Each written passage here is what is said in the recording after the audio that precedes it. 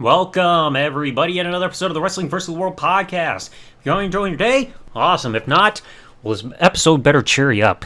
Anyways, I have done past episodes so far talking about the history of specific championship belt designs within WWE, primarily the WWE Championship. And I've got an Intercontinental Championship one coming up soon, when I can. But today, it's time for the history of the big gold belt in WWE. Now, before I go through the history, might as well quick give the bit of a backstory to the debut of the belt right before then in order to lead into the WWE history. So, the earliest date that I've seen, and I found the screenshot myself, that the big gold belt made its debut at the Battle of the Belts 2 show on February 14, 1986 for Championship Wrestling from Florida. Not to be confused by Florida Championship Wrestling when it became WWE's territory area. This belt was used to represent the NWA Championship and then later on to represent the WCW Championship starting in January of 1991. Well, fast forward to July 1991, and at that point Ric Flair is the WCW Champion and he was fired by Jim Herd. Now, back in the day, if you were NWA/WCW Champion, the tradition was the champion has to put down a $25,000 deposit, kind of like what you would with a bit of a security deposit in a way with an apartment. And then once you lose the championship, you're given the money back. But Jim Herd decided not to honor his tradition. He didn't want to give Flair the money back despite firing him. So, because of this, Ric Flair decided, even though he was no longer recognized as the WCW Championship, he still kept possession of the belt because, hey, it's his belt until you give him his money back. So now that leads into WWE, because after this, we started to hear rumblings that Flair was coming to WWE. Well, on the end of the August 11, 1991 edition of Wrestling Challenge, the show will close with Bobby the Brain Heenan talking with Gorilla Monsoon and Jim Neidhart, and he would present the big gold belt for the very first time on television, letting people know that Ric Flair was on his way to the WWE after his contract officially expires. I guess it must have been a 30-day no-compete clause or whatever, with WCW. And we would have to wait about a month because on the September 9, 1991 edition of Primetime Wrestling, Ric Flair would finally make his WWF debut and be billed as the real World's Champion, still sporting around the big gold belt. Now, there was a lawsuit going on between WCW and WWF during the time in regards to the belt, and from what I've seen, the last time that I could easily find, not including those pre-taped little vignettes that you would see where they're now saying, hey, there's going to be these matches at a house show or whatever, and you have some wrestlers cutting promos there. In terms of new segments, the last time we would see the big gold belt on TV uncensored would be on the November 16, 1991 edition of Superstars, where Ric Flair and Hulk Hogan appeared on the Funeral Parlor, which was the talk show segment involving Paul Bearer and The Undertaker, where Flair was sporting around his big gold belt and Hulk Hogan was sporting around his WWF Championship. So this time would be the last time the championship would be shown on television uncensored, because 2 days later, on the November 18, 1991 edition of Primetime Wrestling, and that point going forward, any other times that the big gold belt was being shown on television, it would be pixelated as a form of censorship. And if you want an example, look at that show that I just mentioned, because they replayed that exact segment involving the Funeral Parlor segment with Ric Flair and Hulk Hogan, and the belt was heavily censored through pixelation because of this lawsuit. So any other mentions or showings of the championship belt would be censored. And another notable one was Survivor Series 1991, because after Ric Flair no longer had physical possession of the belt, they still wanted to do this whole thing saying, hey, he's still the world champion. But instead, he was carrying around a replica of sorts of the tag team championships. If you want an example, look at Survivor Series 1991, because instead of pixelated censorship, they just put a black circle, and you could still tell, yeah, this is the tag team championships that he's holding in order to represent it. So because of that, we would not see the WCW/Big Gold Belt Championship on television again for about another 10 years. Now, June 28th, 2001, at this point, the Invasion storyline is going on, and on the June 28th, 2001 edition of SmackDown, the Big Gold Belt, this one representing the WCW World Heavyweight Championship, like once and for all, was brought back to television when Booker T used it to attack Stone Cold Steve Austin before running away through the crowd, being chased away by the WWF roster. So the first time in almost 10 years that championship belt was finally brought back to television, because it was not brought back at King of the Ring, it was not brought back the Raw after, so it took a little bit for it to come back. And also during this time, Booker T was also WCW United States Champion, so he had double duty going on. Well, First time the championship would change hands on WWF television now would be the July 26, 2001 edition of SmackDown, when Kurt Angle won the championship from Booker T despite Stone Cold Steve Austin's interference, thus making Kurt Angle the WCW champion and bringing the championship back over to the WWF side. But 4 days later on Raw, Booker T would regain that championship in a rematch against Kurt Angle, once again bringing the WCW World Heavyweight Championship back to the Alliance. Now, we get into the program that gets a little bit more infamous right here. SummerSlam 2001, The Rock and Booker T are feuding for the championship, and The Rock gains the championship in the main event of SummerSlam, bringing the WCW championship permanently back to the WWF side. However, this championship reign would last 2 months as Chris Jericho would win the championship from The Rock 2 months later at No Mercy, which would become Chris Jericho's first ever official World Championship in his career, and of course he had to cheat by using the breakdown, which is people know now as Skull Crush finale, to The Rock on a steel chair to become champion. Of course, the title reign only lasted no more than a month because on the November 5, 2001 edition of Raw, The Rock would regain the WCW Championship from Chris Jericho, who would end up throwing a fit. Now, it was also during this reign where during The Rock's reign as champion, where the night after Survivor Series, the Invasion storyline was concluded, and Vince McMahon came to the ring early in the show and announced that the WCW Championship from this point on would now just be simply referred to as the World Championship. It was also then announced that we were going to see this 4-man tournament to determine the undisputed champion. The Rock would defend the WCW Championship against Chris Jericho in the first round, and Stone Cold would defend his WWF Championship against Kurt Angle, and the winner of those two matches as champions would face off with both titles on the line to see who's the undisputed champion.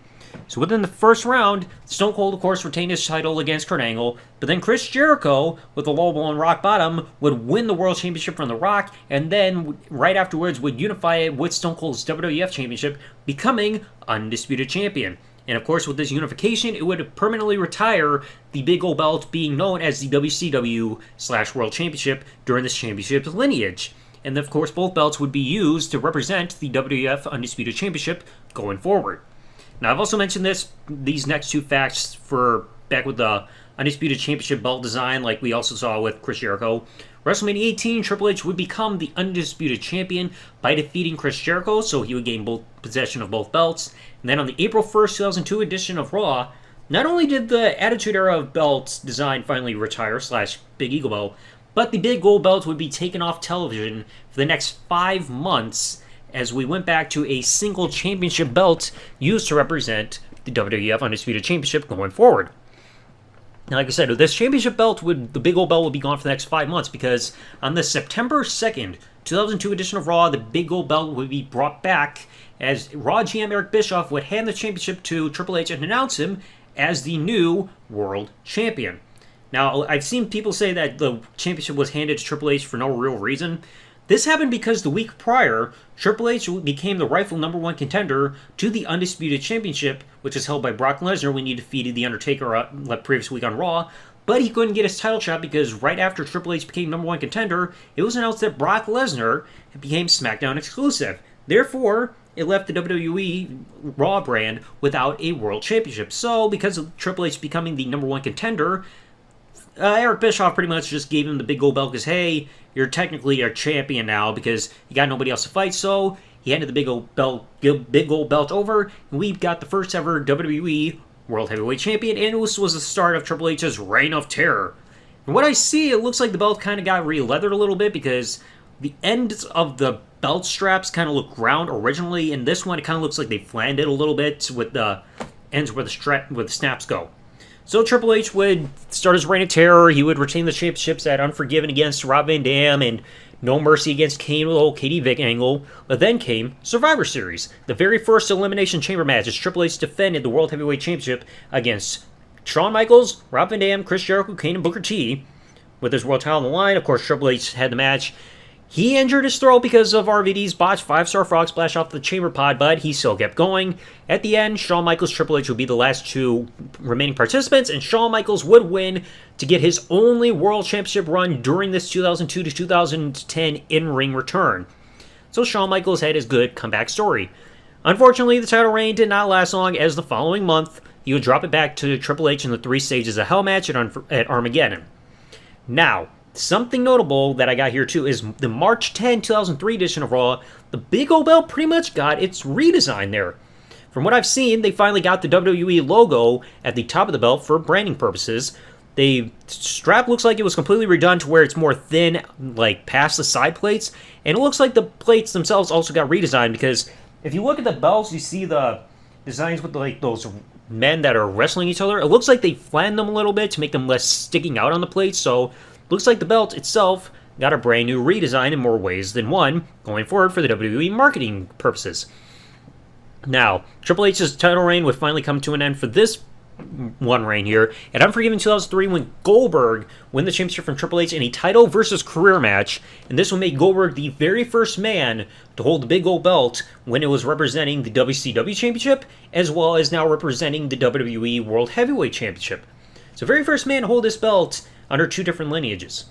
But of course, we know Goldberg's title reign only lasted a few months. Armageddon 2003, Triple H would win the belt back in a triple threat match against champion Goldberg and fellow challenger Kane. Most notably, this is remembered for the night where all four members of Evolution walked out of the pay-per-view with a championship in hand, with Triple H being World Heavyweight Champion, Randy Orton Intercontinental Champion, and Batista and Ric Flair as World Tag Team Champions. Now, Triple H went back to his feud with Shawn Michaels, kept retaining the championship, but then at WrestleMania 20, Triple H would lose the championship by being the man to submit in the triple threat against challenger Chris Benoit and other fellow challenger Shawn Michaels. So Chris Benoit became World Heavyweight Champion. The title reign we can't really, at least within WWE's knowledge, we can't really celebrate. And also during this reign, Benoit would actually become a double champion, because the night after Backlash, himself and Edge would become World Tag Team Champions by beating Batista and Ric Flair on Raw. So this would not be the only instance where we see somebody as a double champion while the World Heavyweight title was active, but it's the first instance of it happening. Now, SummerSlam 2004, Randy Orton would end up winning the World Heavyweight Championship from Chris Benoit, becoming the youngest ever world champion in WWE history at the age of 24. And shortly after this, Randy Orton would actually get kicked out of Evolution, turning him babyface. So, and this is something we'll see a handful of times where somebody turns while they are the active World Heavyweight Champion. So Randy makes history in more ways than one. Unfortunately, he also made history because this world title reign did not last long, because the following pay-per-view at Unforgiven, he would drop the championship back to Triple H. So, yay. Now, a little bit later on, shortly after Survivor Series, there was a triple threat match on Raw of Chris Benoit, Edge, and Triple H for the World Heavyweight Championship, a match that ended in a draw when Chris Benoit was being pinned at the same time where Edge actually submitted to the crippler crossface, and the match in a draw decision. And the following week on Raw, December 6, 2004, after the triple threat match ended in a draw, Vince McMahon announced that from that point forward, the World Heavyweight Championship was now declared vacant, and later on it was announced there was going to be the Elimination Chamber match at New Year's Revolution, a match where Triple H would win against fellow challengers Edge, Batista, Randy Orton, Chris Jericho, and Chris Benoit to once again win the vacant World Heavyweight Championship. Now, also at this point, Evolution was really breaking down. Batista would win the Royal Rumble match, Triple H would end his feud with Randy Orton, and Batista would set his sights on Triple H's World Heavyweight Championship and would win it in the main event of WrestleMania 21.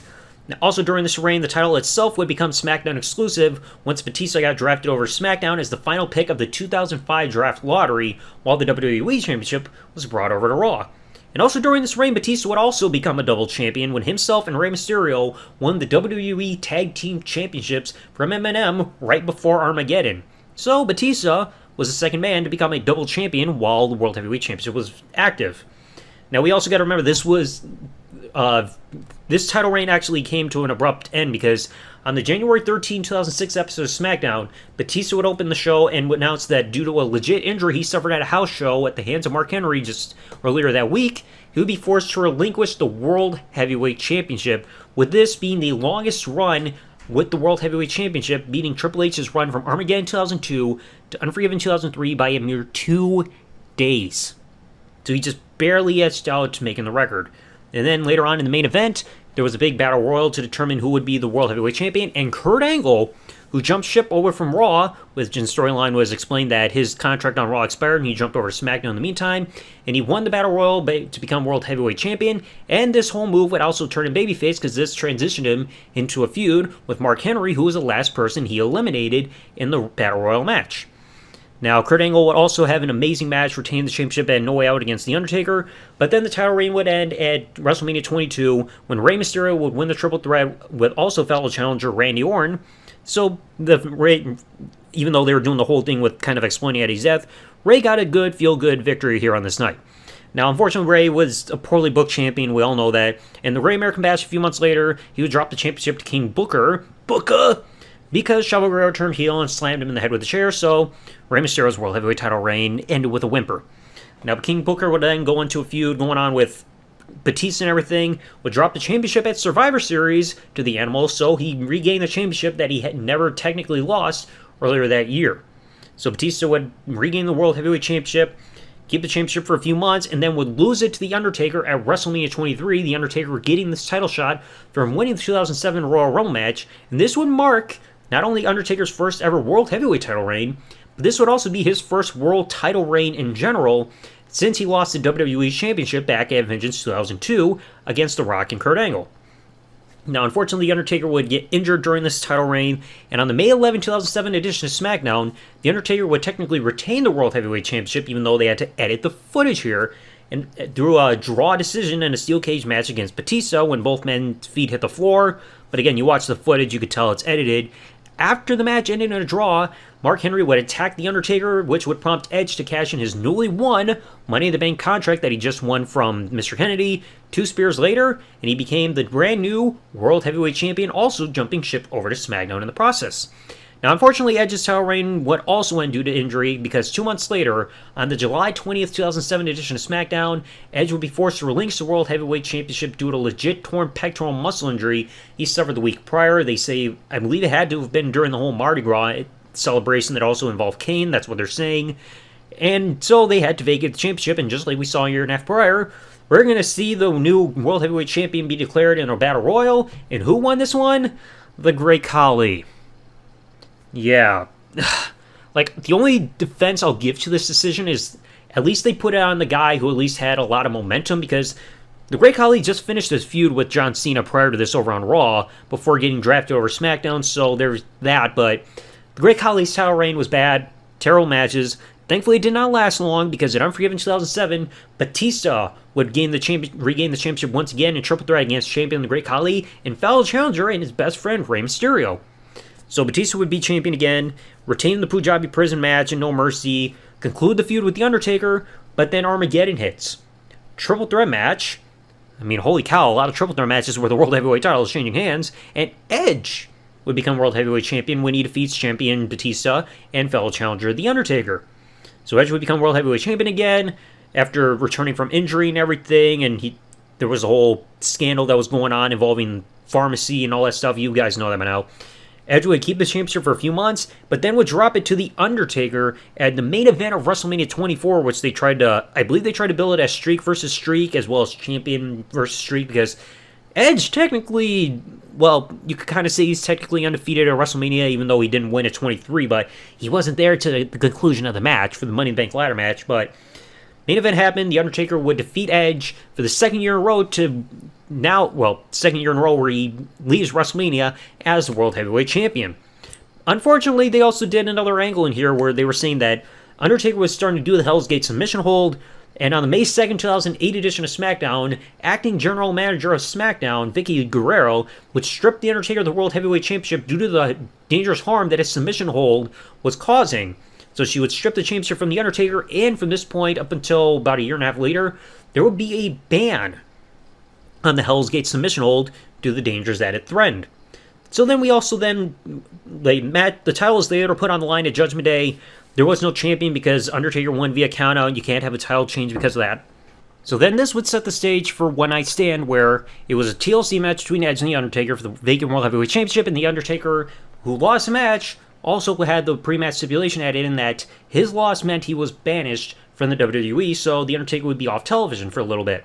Edge would keep the championship, and during this time also, we had the WWE draft where Triple H, who was the WWE champion, was drafted over to SmackDown, and because he retained the WWE championship against John Cena, that meant for a temporary period, there was no world champion on Raw. So Edge came out on Raw, he was boasting about the fact that Raw had no champion, but Batista would attack him, which would prompt CM Punk to cash in his Money in the Bank contract on Edge to become World Heavyweight Champion, and now the World Heavyweight Championship would be exclusive over to Raw for the first time since the 2005 Draft Lottery. Now, Punk's title reign did not turn out so well. A few months later at Unforgiven, CM Punk would get attacked backstage by Legacy took him out of his own championship scramble match for the World Heavyweight Championship. And for people who don't remember the championship scramble, it's quite simple. 2 men start in the match. Every 5 minutes, a new participant ends, and the match ends 5 minutes after the last participant is in. Pinfalls or submission decisions count at any time, and the last person to get the decision by the time the time limit expires is the official champion. That's kind of the way it goes. So Unforgiven, the championship scramble match happens. CM Punk's not in there. Chris Jericho becomes literally a last minute entrant, gets the win by the time time limit expires, and becomes World Heavyweight Champion. Because of this, he feuds with Batista, who was the second last man to get a decision. Cyber Sunday happens. Batista would end up defeating Chris Jericho, become World Heavyweight Champion, with Stone Cold Steve Austin as the special guest referee as voted by the fans. But this title reign did not last long either, because November 3rd, 2008 Raw, Chris Jericho would regain the championship from Batista in the steel cage match, the very cage match that was infamous for Batista getting fined because of the whole blading incident. Yeah, probably the only other reason people remember that. This title reign also did not last long for Chris Jericho, because then at Survivor Series it was announced John Cena would return from his neck injury that he suffered at SummerSlam and would immediately get a World Heavyweight Championship match, and he won that championship match to become World Heavyweight Champion from Chris Jericho. Great. Now, next few entrants here for notes, something that people don't realize. Now, in No Way Out 2009, earlier in the night, Edge lost the WWE Championship, being the first man eliminated in the first Elimination Chamber match, but then later on, he took Kofi Kingston's spot for the World Heavyweight Championship. And at the end, Edge would end up winning the Elimination Chamber match to become new World Heavyweight Champion against champion John Cena and fellow challengers Chris Jericho, Rey Mysterio, Kane, and Mike Knox. And because of this, during this period, the World Heavyweight Championship was back to being the SmackDown World Championship. But then in WrestleMania 25, John Cena would win the triple threat match against champion Edge and fellow challenger Big Show in the triple threat, thus bringing the championship back over to Monday Night Raw. And then at Backlash, Edge would defeat John Cena in a last man standing match thanks to interference by Big Show, bringing the championship once again back over to SmackDown. So 3 times in the course of a couple months, the championship changed hands on what brand it is technically on. Now, Edge would then embark in a feud with Jeff Hardy, and things would culminate at the Extreme Rules pay-per-view, where Jeff Hardy would defeat Edge in a ladder match to become World Heavyweight Champion, but then right afterwards, CM Punk would cash in his Money in the Bank contract, and after 2 GTSs, would become World Heavyweight Champion. And during this run, CM Punk would turn heel after getting disqualified at the Bash. CM Punk would get his whole eye injury that he claimed that he had questioned by Jeff Hardy. He would sucker attack Jeff Hardy and would end up turning heel in the process. Now, this title reign did not last long either, because in Night of Champions, just a little bit later, Jeff Hardy would regain the World Heavyweight Championship from CM Punk, even though in my notes I accidentally put Jeff Hardy again, and this would end up being Jeff Hardy's final world title reign in the WWE, because then at SummerSlam the following month, CM Punk would regain it from Jeff Hardy in a TLC match, and then of course, post-match, The Undertaker would return to the WWE for the first time since WrestleMania 25, and would go on a feud against against CM Punk, but Punk had to finish the feud with Jeff Hardy first on SmackDown. Now, it was established backstage that CM Punk had a bit of an attitude issue, and The Undertaker questioned Punk's dress of attire in public despite being world champion, and because of Punk's little attitude towards The Undertaker in his response, politics kicked in, and CM Punk's title reign would come to an end, as at Hell in a Cell, Undertaker would defeat CM Punk to become World Heavyweight Champion after what happened at Breaking Point and the Montreal Screwjob freaking crap again. At least during this time, the Hell's Gate submission hold was unbanned and everything, but this would also be The Undertaker's final world title run of his entire WWE career going forward. So The Undertaker would regain the championship again. He would have this stuff going on in Survivor Series and TLC and Royal Rumble, and then at the Elimination Chamber pay-per-view, a night best remembered for The Undertaker getting burnt by it during his entrance, he would lose the World Heavyweight Championship in the Elimination Chamber match thanks to interference by Shawn Michaels, winner being Chris Jericho, and the other participants in the match still being R-Truth, CM Punk, Rey Mysterio, and John Morrison. So Jericho was once again World Heavyweight Champion. Title reign would end up being cut short than SmackDown after WrestleMania, because on the April 2, 2010 edition of SmackDown, Jack Swagger would successfully cash in his Money in the Bank contract on Chris Jericho to become the World Heavyweight Champion. Fortunately, that title reign kind of floundered because a couple months later at the Fatal 4-Way pay-per-view, Rey Mysterio would defeat champion Jack Swagger and fellow challengers Big Show and CM Punk in a Fatal 4-Way match to become World Heavyweight Champion. And most notably about this reign is that the World Heavyweight Championship was simply known as the World Championship because Rey Mysterio is not a heavyweight, so they renamed the championship for a brief period of time. Now, the following month at Money in the Bank, after Rey Mysterio successfully retained the World Heavyweight Championship against Jack Swagger, he would then lose the title to Kane due to his Money in the Bank cash-in, so Kane cashed in the same night he won the briefcase, and commentary also noted that, saying that, hey, it's Kane's first World Championship in over 10 years, so I guess that means when he was ECW Champion in 2008, it wasn't recognized as a World Championship. But also, technically Kane was a babyface during this run because he turned babyface earlier in the year, and he would turn heel at SummerSlam when it was revealed that he was the one who would put Undertaker in a vegetative state. Just call it a coma. That simple. So his World Heavyweight title reign would go into matches with The Undertaker and Edge. This would conclude at TLC, which was originally just going to be either a TLC match or a ladder match, I can't remember which, between Edge and Kane, but then became a fatal four-way TLC match that included Rey Mysterio and Alberto Del Rio. Edge would win this match to become World Heavyweight Champion once again for his second to last world title run. Now, also during this feud time, Edge was getting into a big feud with his now on-screen ex-wife Vicky. She announced that the spear is banned. Edge got caught doing the spear again, and Vicky decided to not only strip Edge of the World Heavyweight Championship, but fire him because of this. So then, on the February 18, 2011 edition of SmackDown, which I believe was the SmackDown before No Way Out, Elimination Chamber, because they changed it, Dolph Ziggler was given the vacant World Heavyweight Championship by Vicky Guerrero. Then right afterwards, Teddy Long came back, regained his power for position, announced he rehired Edge, and immediately forced Dolph Ziggler to defend the World Heavyweight Championship against Edge, who would then go on to once again win the championship from Dolph Ziggler, making Edge's final world title run in the WWE. And I believe, at least possibly by the time this episode gets released, it's probably Edge's last world title reign ever, because I doubt he's going to be world champion again. So Edge was world champion for the final time. Now, but then everything had to get cut short, because on the April 15, 2011 edition of SmackDown, Edge would have to relinquish the World Heavyweight Championship, because that past Monday night on Raw, April 11, he announced that he had to retire due to injuries, more specifically cervical spinal stenosis, because he was having issues with his back and feeling in his arms and his neck. So he had to relinquish the World Heavyweight Championship and had to go away from the ring for almost 9 years. So his match against Alberto Del Rio at Extreme Rules in the ladder match had to change. Who was taking his spot? His best friend, Christian, who I believe he won a Battle Royal to become number one contender to take on Alberto Del Rio at the show, and Christian would win the match to become the World Heavyweight Champion against Del Rio and become World Champion. But this title reign would be infamously cut short, because that same week, May 6, 2011 edition of SmackDown, Teddy Long decided to give Randy Orton a title shot against Christian for the World Heavyweight title that same night in the main event. Randy Orton just recently finished his feud with CM Punk and got drafted to SmackDown, and Randy would win with the RKO out of nowhere in midair. So Christian kept trying for a couple pay-per-views to get his title back over the limit in Capital Punishment. Then things came to a head at Money in the Bank, where Christian would defeat Randy Orton via disqualification after getting kicked in the nuts, and he technically became World Heavyweight Champion because the rule was put in place that if Randy got disqualified, the title changed hands. So Christian became World Heavyweight Champion via disqualification. Now that same week, we also saw a change to the World Heavyweight Championship, because on the July 22nd, 2011 edition of SmackDown, the World Heavyweight Championship would actually have the strap change, because the interior of the belt had a more red/maroonish type of color to the inside there from that point forward. So the championship got its final update. But then this title reign did not last long, because the next pay-per-view, SummerSlam, Randy Orton would regain the World Heavyweight Championship from Christian in a no-holds-barred match.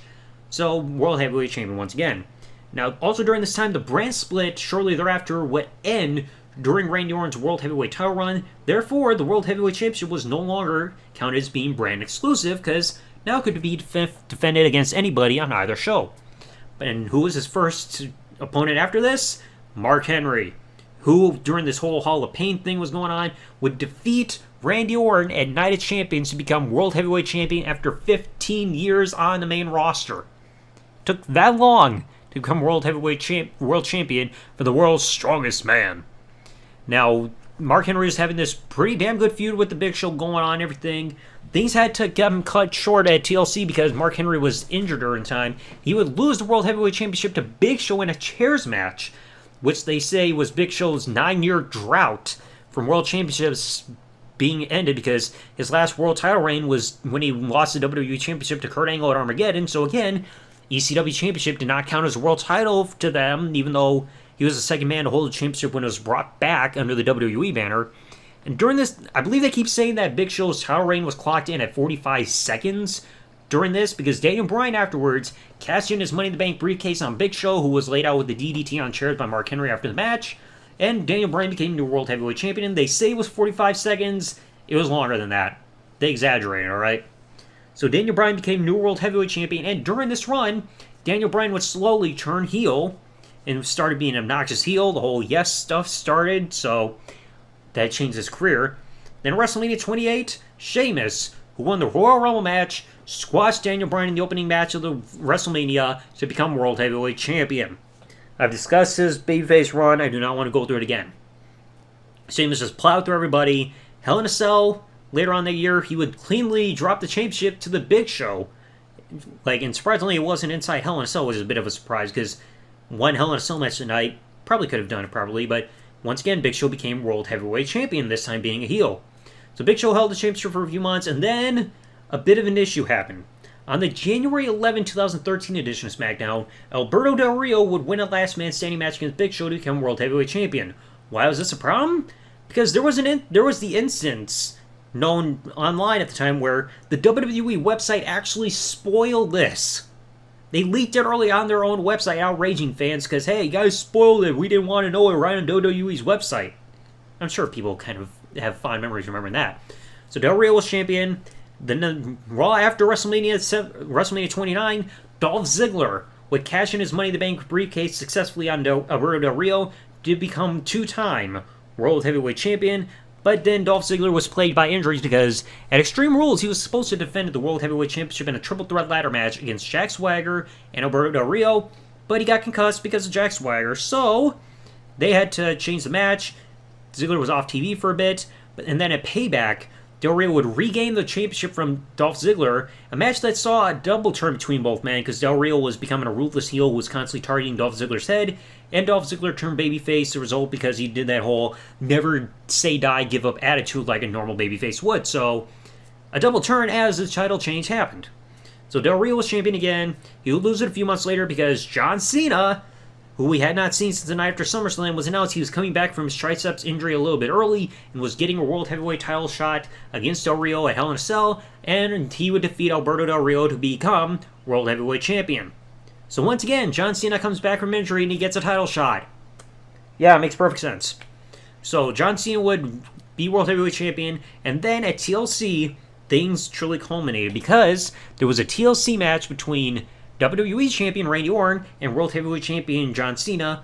Winner is the unified, well, technically WWE World Heavyweight Champion, but they unified the belts. Randy Orton would win this match against John Cena to unify the WWE and World Heavyweight Championships, therefore retiring the World Heavyweight Championship for good. And despite this, like we saw with the Undisputed Championship back 12 years prior, both belts would be carried around to represent the newly named WWE World Heavyweight Championship. So Randy had to carry two belts. Sure, it wasn't easy getting through your luggage. Title reign would go on up until WrestleMania 30 when Daniel Bryan would defeat champion Randy Orton and fellow challenger Batista in the main event to become WWE World Heavyweight Champion in the main event of the show. However, Daniel Bryan's title reign was had to be cut short because during the title reign he would suffer a neck injury, had to be put on the shelf. After Extreme Rules, he had to miss Payback in terms of having an actual match. And the June 9, 2014 edition of Raw, the Authority officially announced that due to Daniel Bryan's status and not being able to defend the championship Money in the Bank, he was therefore stripped of the WWE World Heavyweight Championship, thus making it vacant once again. Everything got settled in Money in the Bank, where John Cena would win the ladder match against Alberto Del Rio, Bray Wyatt, Cesaro, Kane, Randy Orton, Roman Reigns, and Sheamus to win the vacant WWE World Heavyweight Championship, which I believe made him like a 15-time champion.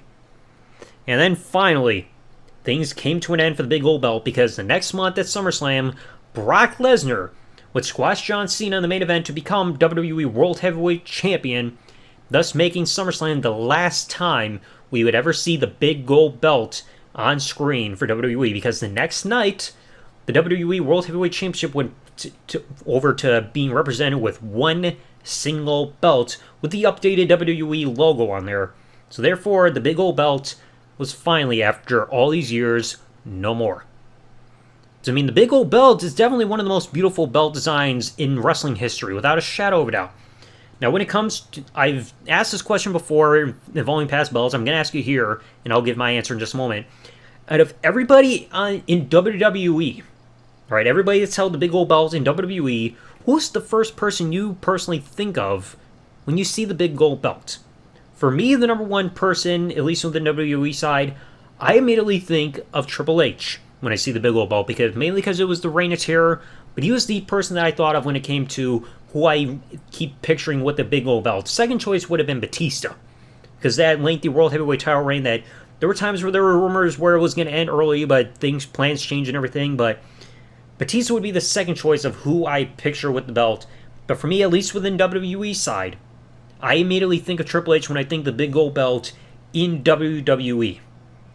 Because technically he was like the main guy holding the belt. If I was counting the big gold belt anywhere, I would have said Ric Flair, but he did not hold the belt as an officially recognized championship in WWE.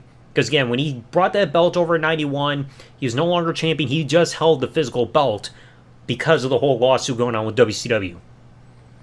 But that right there, folks, within the course of all these years, from all of 91 and then from 2001 through 2014, that covers the entire history of the big gold belt, every title change, vacancies, anytime double champions were there, and of course any modifications that happened with the belt. I mean, it's kind of a shame. I think everybody's kind of in agreement. We wish the big gold belt would come back because it's one of the most iconic belts in wrestling history, and it was beautifully designed. But anyway, that is going to conclude it for another history video, folks. Let me know what y'all thought in the comment section below. Like I said, who's the first person, at least within WWE history, that you immediately think of when you see the big gold belt? Whether it be as the WCW/World Championship or the World Heavyweight Championship under the WWE banner. Like I said, let me know what you all thought in the comment section below of today's episode. If you enjoyed the episode, please leave a like. It's that simple. Subscribe with the bell turned on for future episodes and everything. Or follow if you're listening to this on any other service outside of YouTube.